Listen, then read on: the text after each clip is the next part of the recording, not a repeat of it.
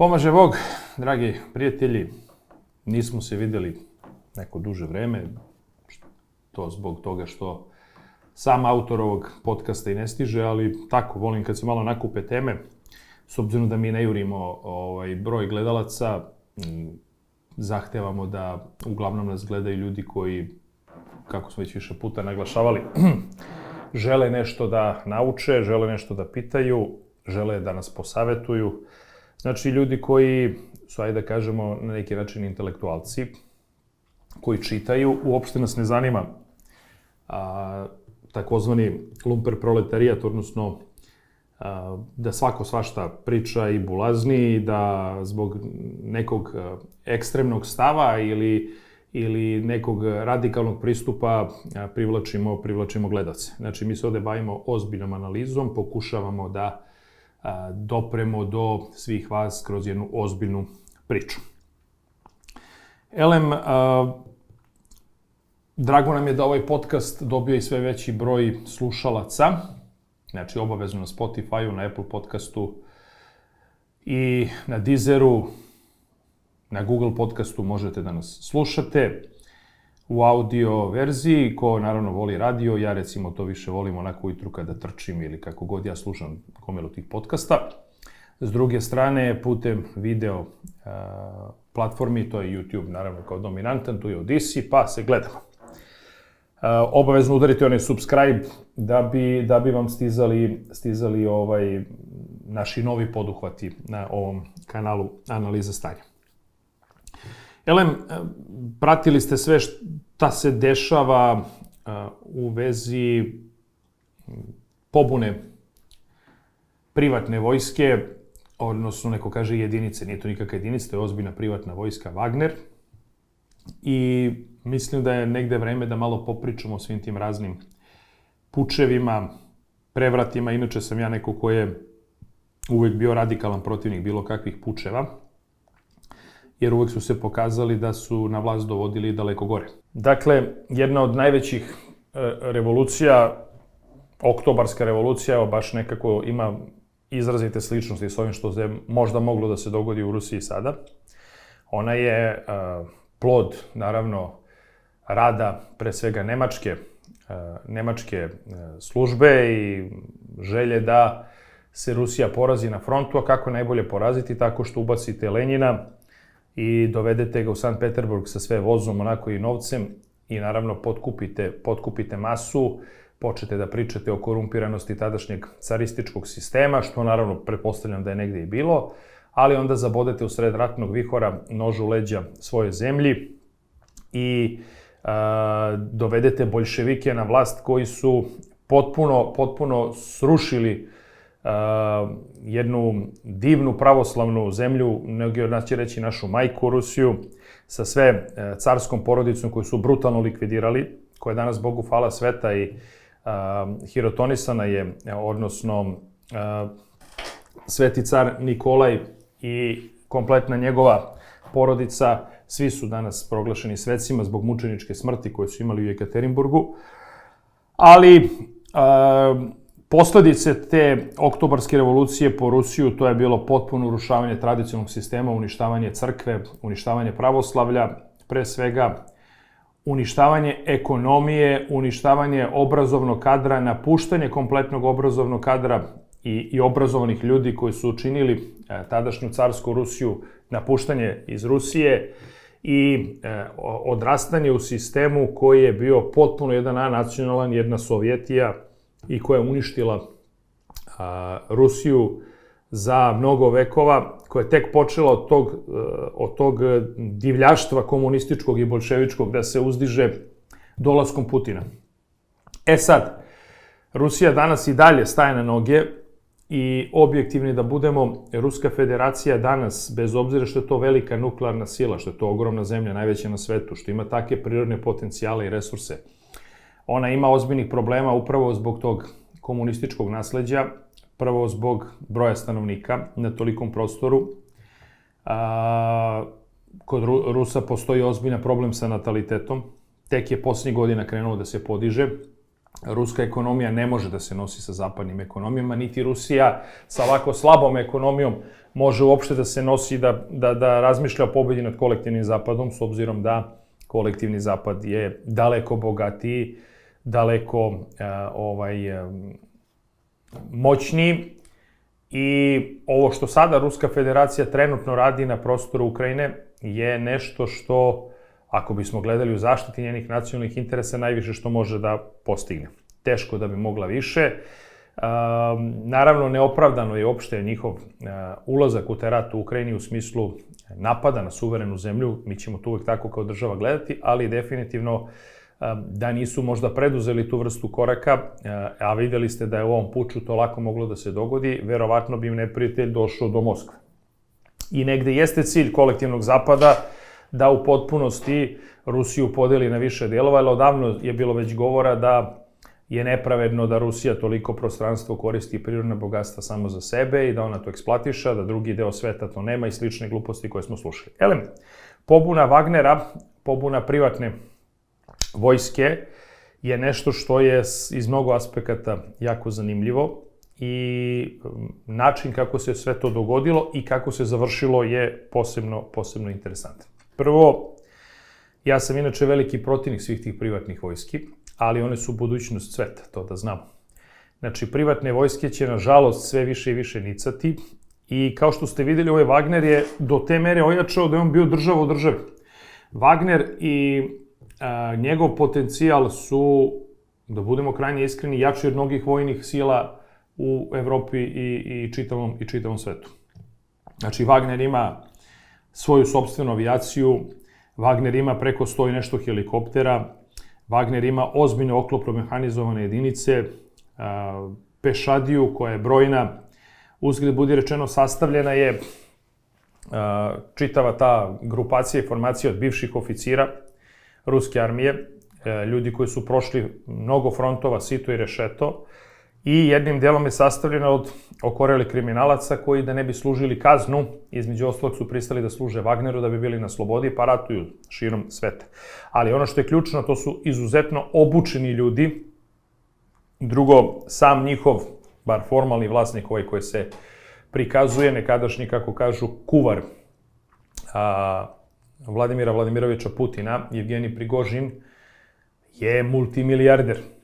Znači, radi se o čoveku koji je vlasnik različitih eksploatacija gde je ruska vojska došla, odnosno gde je Wagner ratovo za ruske interese, od eksploatacije dijamanata, zlata iz Afrike i slično, do nafte i svega živog što ste imali negde po Siriji.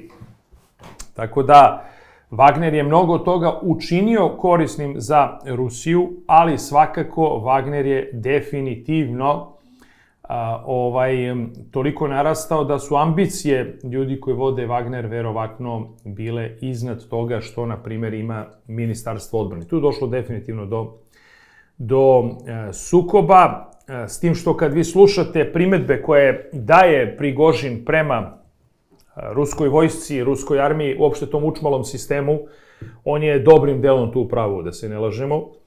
Taj komunistički sistem razmišljanja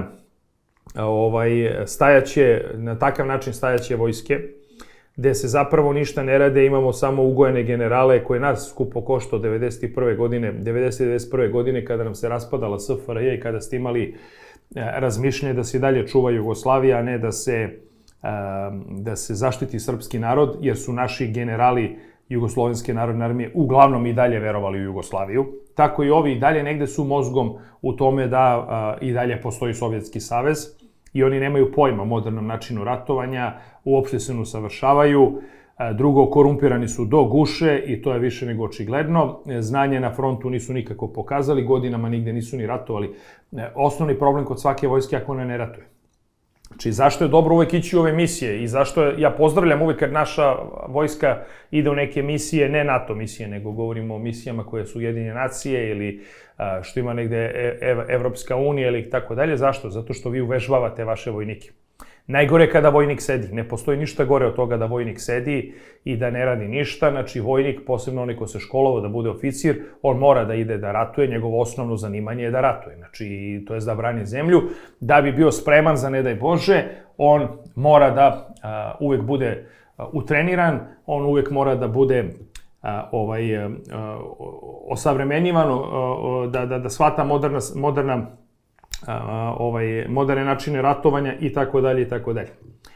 Wagner to sve ima za razliku od ovih, zato što je ratovao širom sveta za interese Ruske federacije. Međutim, ono gde je problem kod Wagnera, a to su užasno narasle ambicije, sa već dosta izraženom željom da kadrira i da eventualno dođe do toga da oni preuzmu vlast u državi. I onda slušate pažljivo izjave Prigožinove, koji naravno svoj oreol dodatno stiče time što je osvojio Soledar, time što je osvojio Bahmut i time se prikazao ruskom narodu kao patriotska, izrazito patriotska organizacija, što u principu ogroman broj ljudi tamo koji je pristupio jesu iz tih motiva. Naravno, jedan deo da bi bio na slobodi, to smo već rekli, ali svakako da ima oni koji su iz patriotskih motiva tu pristupili i smatraju da je Wagner nešto mnogo bolje nego sama armija Ruske federacije. Ali nema nikakve dileme da sada tu dolazi do različitih sukoba, interesa, konflikta, jer znate, taj prostor Ukrajine, istočne Ukrajine, koji inače proruski uvek bio, je prostor na kome se nalaze beskonačna prirodna bogatstva, posebno razne rude, minerali, šta god hoćete, što je inače veoma, veoma potrebno čitavom čovečanstvu.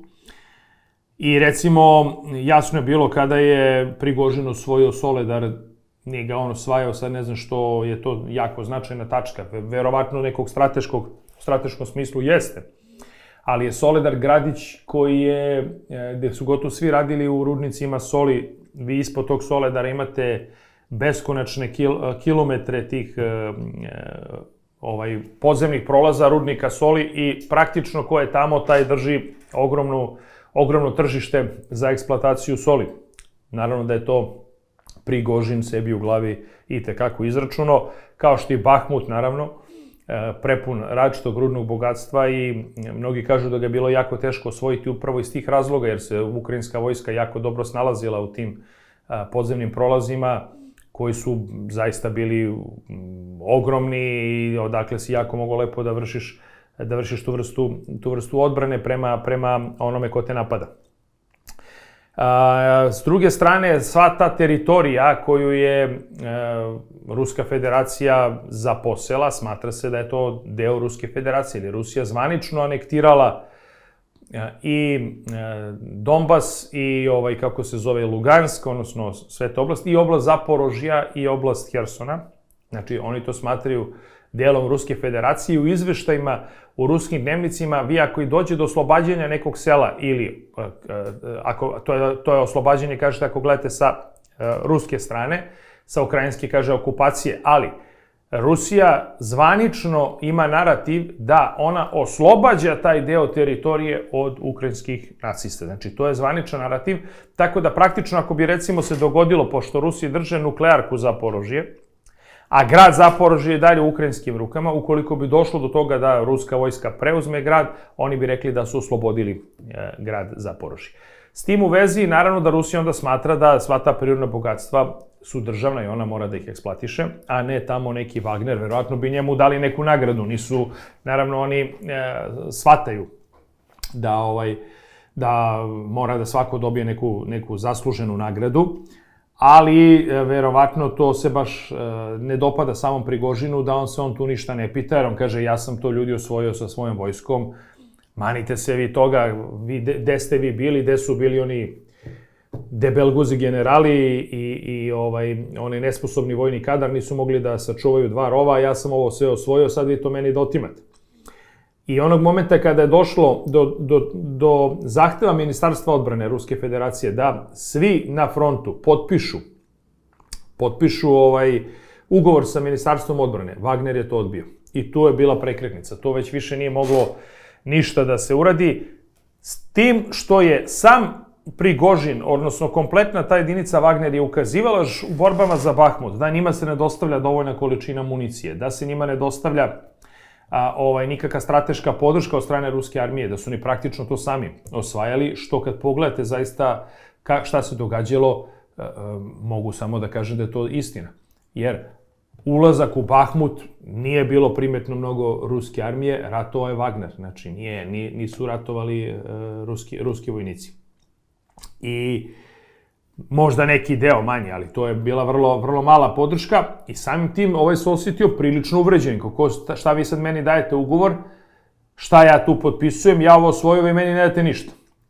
I tu naravno dolazi do konflikta koji čak i ako je postojalo negde nešto što je tinjalo u samom Prigožinu, da kaže neopravdano je ovo što radi Ministarstvo odbrane, skandalozno vojsku vodi Šojgu, Gerasimov kao načelnik generalštaba i tako dalje. Sve je to moglo da se priča o tome kaže, ali ne smeš nikada da direktno udariš na državu.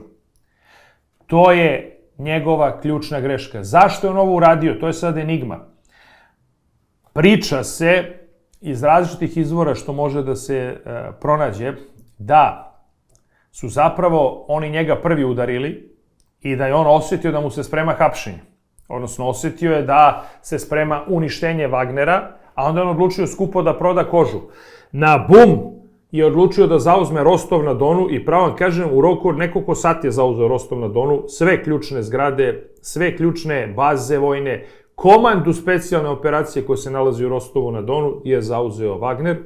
Kasnije su krenuli pohod ka Moskvi, to je pohod od 30 i nešto kilometara sa sve tenkovima i tako dalje i tvrdim da njih niko, da nije bilo Putinove odlučne reakcije, gde je rekao ovo se neće dopustiti, ovo je nož u leđa otadžbini, da nije on tako oštro reagovao, ja pravo kažem ne znam šta bi se tu dogodilo. Ta Putinova reakcija je suštinski spasla celu situaciju, jer se osjećalo već da će uglavnom da će vojska preći na Wagnerovu stranu, odnosno na stranu Prigožina. Zašto?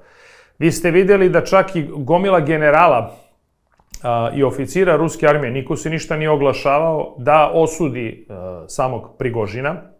Čak komadant specijalne operacije, general Surovikin, on ih je lepo zamolio, vratite se u baze, nemoj to da radite, ali nije osudio to što je ovaj uradio. Što je vrlo zanimljivo. Znači, niko živ se nije našao za shodno da osudi. I negde je verovatno sam Prigožin osjetio da će vojska preći na njegovu stranu i zato se uputio jednu neverovatnu avanturu da sebi spašava suštinski glavu, jer je bio viđen da bude ili ustrelja negde ili da ga ovi uhapse. I kreće u nenormalnu akciju gde, ja vam tvrdim, pošto je prošao i Voronjež i sve tamo, do Moskve ga niko ne bi zaustavio. Znači, nikakve šanse nema da bi ga neko zaustavio. Što je najgore, tu je dosta stradalo ljudi i u Rostovu i naravno stradalo je dosta ljudi i ruskih pilota i izgleda priča se da je 7 helikoptera oboreno od strane samog Wagnera, što je katastrofalna, nemerljiva šteta za rusku vojsku. Međutim, on je negde izračunao upravo posle te Putinove snažne reakcije. I Rosgvardija i ogroman broj tih specijalnih jedinica se podigao da brani Moskvu, bilo bi veliko krvoproliće, bio se možda i ušetao u Moskvu, da se ne lažemo, ali tu bi izdržano 2-3 dana, pitaj Boga šta bi tu kasnije bilo, svestan je da nema tu snagu da bi mogao da do kraja izvede ono što je naumio. Inače, nemam nikakvu dilemu, uvek u takvim pučevima je i strani faktor uključen, tako da ja sam ubeđen da je on imao kontakte sa određenim zapadnim faktorom koji mu je pomogao. Vi ste vidjeli da je odjednom tog dana počeo da se lagano u zapadnim medijima menja narativ prema Wagneru, više nije to bila teroristička vojska, zlikovci i slično, već je to bila jedna plaćena profesionalna vojska i odmah se promenio narativ, do toga da je čak Zelenski podržao Wagner, što je samo po sebi perverzija, jer do tada su im toliko ljudi poubijali i osvojili toliko mesta i gradova, da u jednom danu, onako neiskusno, Zelenski tresne to što je tresno, da je podržao praktično Wagner. Sva sreća, pa se ovo završilo kako se završilo uz navodno posredovanje Lukašenka. Nije to nikako posredovanje Lukašenka, on je svakako malo tu možda i uticao, ali definitivno je Putinova odlučna reakcija sprečila da se izvrši puč. Sada postavlja se pitanje, neki kažu to je sad taktički, pa će Putin da prebaci Wagner u Belorusiju, pa će iz Belorusije se napada Kijev, pa to je mogu i bez ovoga. Što je moralo stradati toliko ljudi, da se napravi čitav cirkus, da se oslabi kredibilitet Ruske federacije, jer objektivno ovo je stravičan udarac koji će imati nesagledive posledice po Rusku federaciju. Prvo, poljuljeno je poverenje u vojsku, i to značajno poljuljeno poverenje u vojsku. Poljuljeno je poverenje u čitav sistem i uopšte možda jednim delom i u samu tu specijalnu operaciju. Inače, po svim istraživanjima, gotovo 70% Rusa na ovaj ili onaj način podržava specijalnu vojnu operaciju. 30 i nešto posto, 30% je ekstremno protiv, ali oko 70% podržava specijalnu vojnu operaciju jer shvataju da je to suštinski odbrana interesa Ruske federacije, to jest da ako tu ne uspeju da su gotovi. I Putin je uspeo da objedini narod sa tom propagandom, koja nije samo propaganda, koja je činjenica, a to je da zapravo ne ratuje se protiv Ukrajine. Nije specijalna vojna operacija protiv Ukrajine, nego je specijalna vojna operacija zaštita našeg stanovništva od nacizma, gde su Rusi strašno osetljivi na nacizam, s obzirom da su im nacisti došli do 60 km pred Moskvu, i osetljivi su na NATO pakt, gde se kaže mi se borimo protiv NATO pakta. I tu ujedinjujete naciju. Znači, Rusi su tu prilično složni. Vi ste videli da te podele koje postoje, da li vole ili ne vole Putina, bile su dosta izraženi u Rostovu na Donu, jer jedan deo je podržao Wagner, pa izašao da ih tamo časti cvećem, pićem, sokovima, hranom i slično. S druge strane, imali ste ljude koji su izašli da to osude i rekli su sram vas bilo izdajnici, jerni, šta ovo radite, šta činite i tako. Uglavnom, ono što je suština, to je da ne može nikada ni jedan pojedinac da stavi svoje lične interese, svoje lične ambicije, sve ono što on nosi u sebi, pa čak i da je ljut negde na državu, ne može da stavi to iznad države. Znači, sve u redu da si ti kritikovao vojni vrh, sve u redu da si ti zahtevao možda i smenu i da si želeo da pričaš o tome i da se možda tako nešto i uradilo i učinilo, ali ne možeš ti da čitavu armiju pokreneš na sopstvenu zemlju da bi ostvario neke svoje lične ciljeve i lične interese. To jednostavno tako ne biva. To je nešto što šteti interesima države. Naravno da je sada i Putin stavljen u ozbiljan problem, jer morat će negde da se reši određenog vojnog kadra iz Ministarstva odbrane, s obzirom da su građani, dobar deo građana Ruske federacije su s pravom kivni i ljuti na njih, što je logično, jer oni u mnogo čemu su dosta oprskali oko ove vojne operacije. Najpre sam način početka rata gde se zauzima aerodrom Gostomelj kod Kijeva, gde se vrše razni desanti, gde ti tenkovima ulaziš u Ukrajinu, misliš ideš kao na izlet, tamo će ne znam ko da te dočeka, očigledno je strašno zakazala njihova vojno obaveštajna služba. Deo GRU-a verovatno je strašno zakazao, s obzirom da nisu imali pravovaljane informacije iz Ukrajine, jer tamo ih niko nije dočekao sa cvećem, nego naprotiv, dočekali su ih i tekako raspoloženi za borbu i bitku. Ruska federacija tek se danas negde konsolidovala i uspela za početak ovu ukrajinsku kontraofanzivu koja jako loše ide po Ukrajinu, da suzbije i da polako počinje da lomi u mnogo čemu ukrajinsku armiju. Inače, te pobede koje je sam Wagner ostvario u Soledaru i Bahmutu su psihološki bile strašno važne za rusku vojsku, jer do tada su Rusi bili u potpuni defanzivi.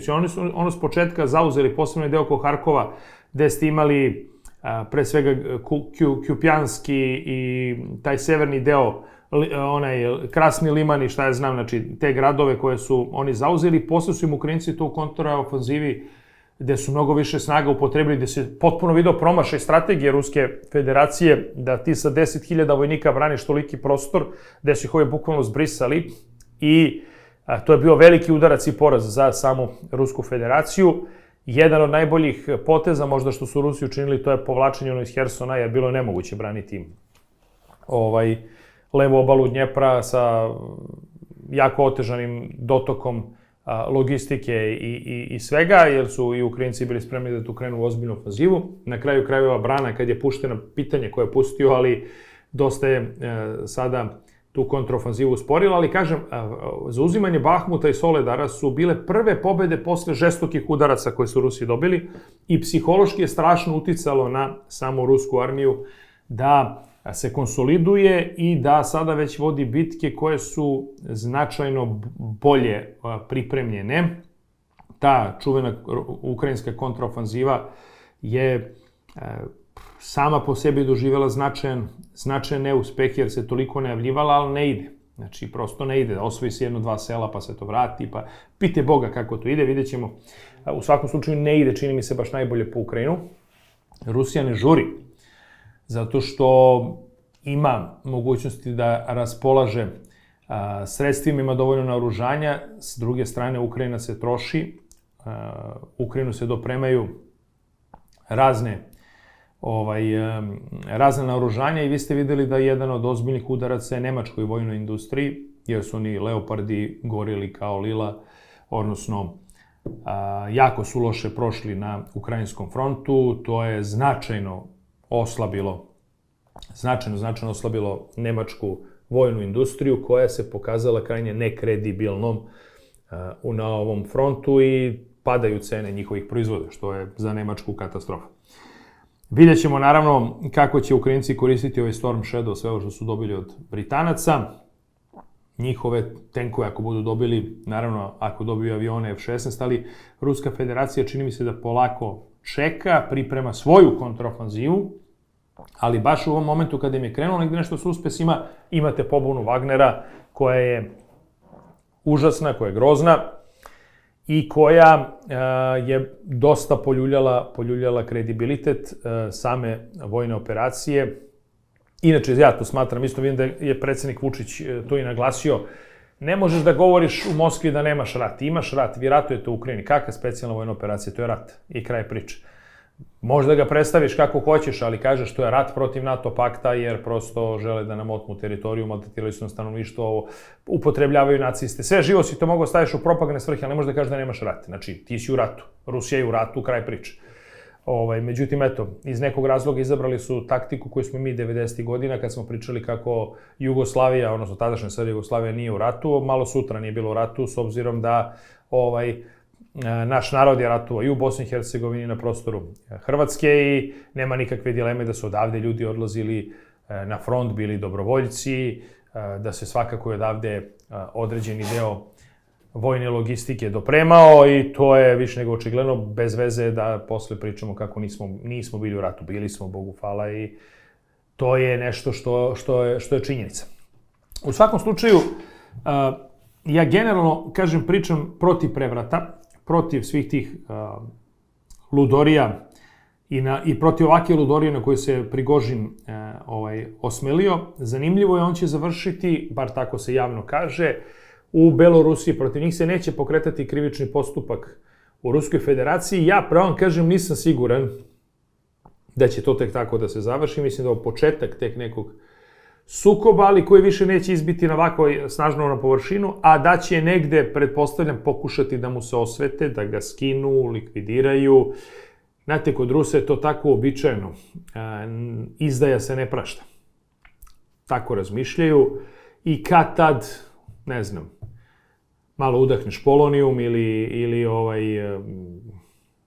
ne znam, otkažu ti kočnice ili već kako to ide, ali u svakom slučaju negde će taj čuveni GRU ili već kako neko uraditi to što će uraditi.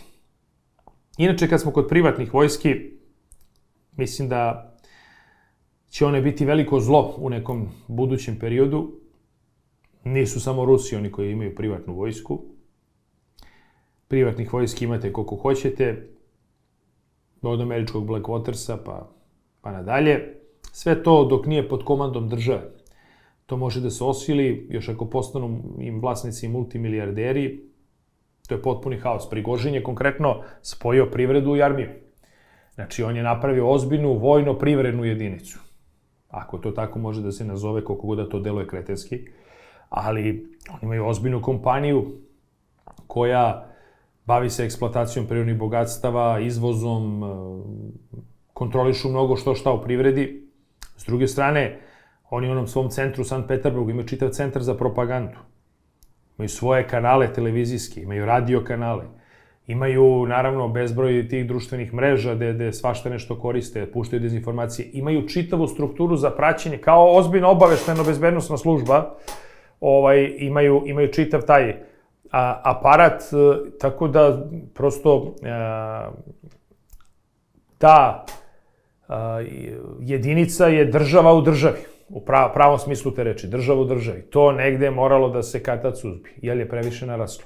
Znači, svaki taj pojedinac, se ne lažemo, ne postoji država na kugli zemaljskoj koji nema nekog pojedinca koji utiče na mnogo šta u društvu, ali mu se da do određene granice da može da se razmahne.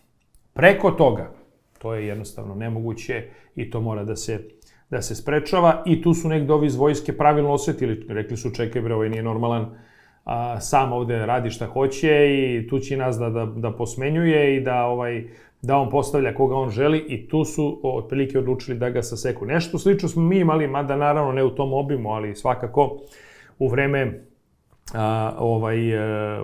pada Obrenovića, odnosno dolaska kralja Petra posle na vlast, kada ste imali ove Apisove oficire, koji su praktično bili država u državi, smatrajući da su njihove zasluge najveće za rušenje Obrenovića i da su baš oni ti koji su doveli kralja Petra, oni su njega na razne načine ucenjivali, kreirali zakone, protiv njih je bila ozbiljna politička struktura od Nikole Pašića pa nadalje, ali su se suprotstavljali tome jer prosto nije normalno da neko ko je oficir uzme da vodi državu i da oni odlučuju o svemu u državi. Ovdje još gora situacija, mislim, ta priča da je on bio kuvar, on jeste bio formalno kuvar, ali on je kuvar kao što je Josip Broz bio mašin bravar, mislim.